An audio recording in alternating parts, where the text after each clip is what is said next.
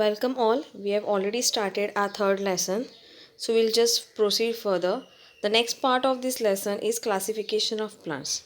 We can easily notice the differences in the shape and the height of the plants in our surrounding.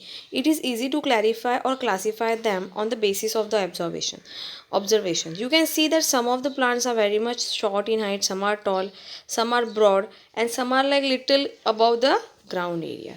Okay, so they have been classified according to the height also. So the first one, according to the time lifespan they survive. So the first one we are going to study is about the trees. So trees are those plants which grow tall. Their stem or trunk is hard and strong. If you observe any of the trees such as mango tree, it is growing little tall. Their stem or the trunk is hard and it is also strong. They have branches at some height above the ground. After a particular area they reach, they are having their branches. They also bear flowers and fruits for many years. They give out the fruits and also flowers for many years to us. Such plants which live for many years are called to be as perennial plants. The plants which survive for many years are called to be as perennial plants. That is, they live for many years. So this is the characteristics we have studied that about trees. So the next part is the shrubs. Some plants grow close to the ground. They give out branches very close to the ground. Some plants which are growing near the ground, such as the rose plant, yes, it is also one type of shrub. The hibiscus plant, it is growing little close to the ground. They are giving out the branches that also are very close to the ground. They are shorter and smaller than trees, but they have a thick and hard stem.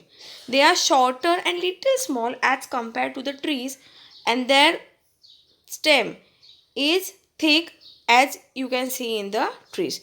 The oleander, the hibiscus, lantana, coranti, rose are the shrubs that may grow up to 2 or 3 meters. Their size or their height, you can say, it is something somewhere about 2 meters, or hard and fast it is about 3 meters. So herbs, what are herbs? Herbs grow 1 to 1.5 meter tall.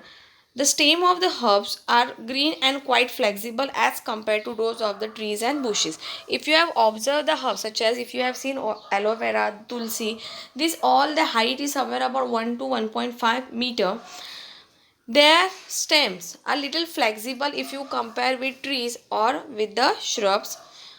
Herbs live for few months, or sometimes they are growing up till 2 years. They are not growing more than that. Okay, so according to the size, height of the stems, plants are being classified into three types. First are trees, next one are shrubs, and the third ones are herbs. Now the next part is vines. Some vines need vertical support for growing. Vertical support means what? Yes, they are growing in a straight way, and some grows down the ground. They goes like they run. They have been growing like the runners. Climbers like money plants have aerial roots. Aerial roots means what? The roots are present in the air, which have been present on some other tree branches. Have you seen the cucumber tendrils that look like a spring? If you have observed some of the spring, now here it you can see clearly here in this picture. Here, yes, it is focused. That here the particularly the tendrils. Tendrils means they are very thin, like they are looking like the spring itself. Okay, so the stem of the creeper is quite flexible, soft and green. It goes rapidly with the help of the support. Wherever they find the support, they are growing with that particular support. So just now we have studied three parts. First were the trees, next were the shrubs, then were the herbs, and the fourth one was vines. Okay.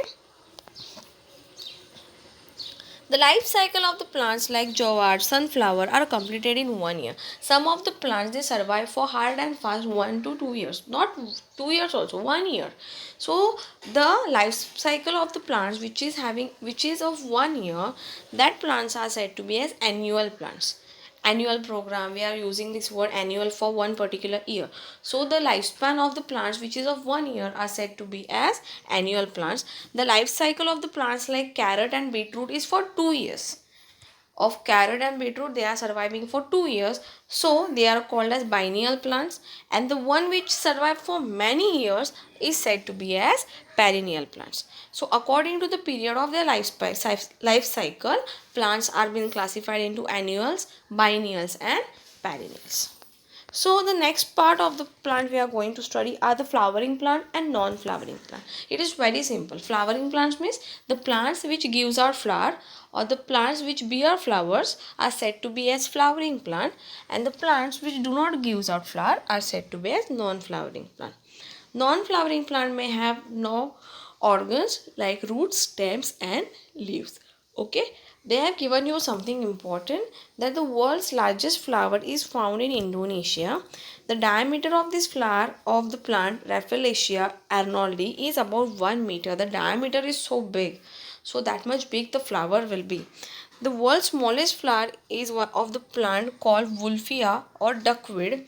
The diameter is as small as 0.5 millimeter. Millimeter means like, if you compare if you take the scale, 1 centimeter is divided into 10 millimeters, and from that 10 millimeters a small millimeter, and half of that is the smallest flower in the world. If you can see on your fingers also, there are many such flowers present in that picture.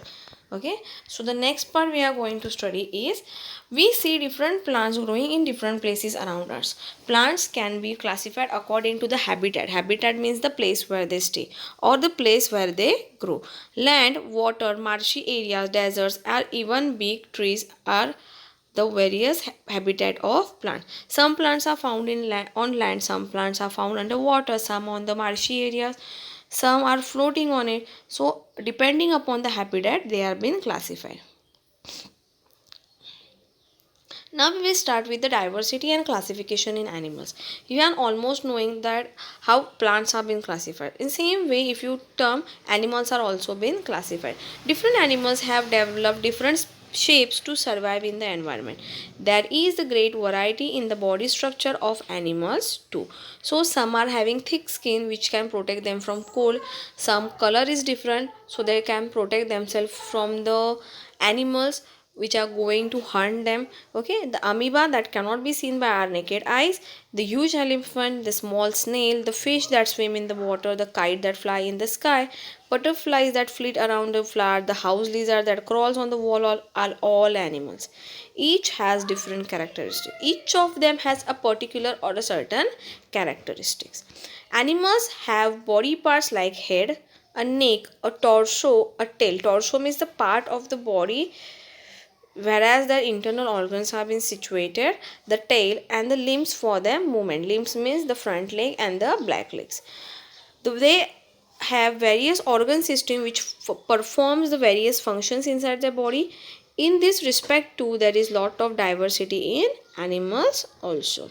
Okay, we see the variety in animals with respect to the food as well. Now we are knowing the carnivores. The carnivores means the animals which hunt other animals, which eat other animals, the flesh of other animals. So their food is particularly animals itself. But the animals such as deer, they are depending totally on grass.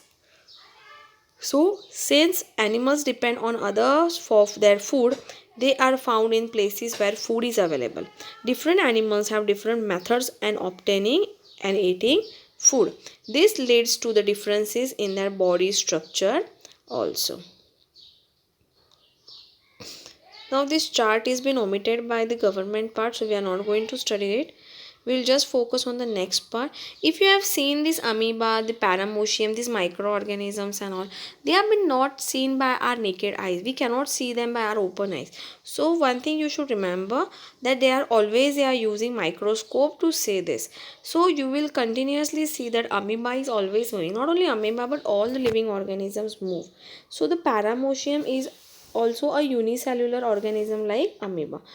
Like unicellular means we have studied in last lesson itself, the animals or the organism which have the single cell, and the animals which have multiple cells are said to be as multicellular organisms. Horse, bear, tortoise, we human being are, we are coming under multicellular organisms. Okay, now the animals which are having vertebral column, such as you are knowing your backbone or your spine, The animals which consist of vertebral column are said to be as vertebrates, and the animals which do not have vertebral column are said to be as invertebrate. That only they have mentioned here. Animals with the vertebral column and those without vertebral column are known as vertebrates and invertebrates respectively.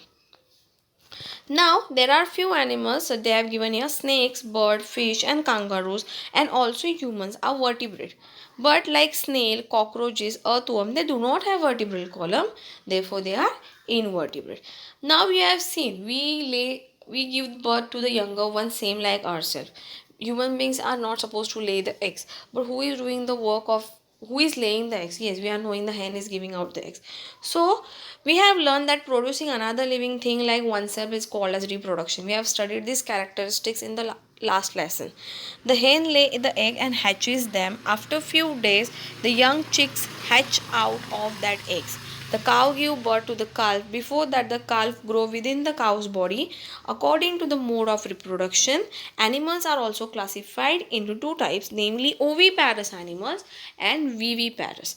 Oviparous means the animals which gives eggs, and viviparous means they give birth to the young one. So we human being are coming into viviparous, and the one which who are giving eggs are coming under oviparous.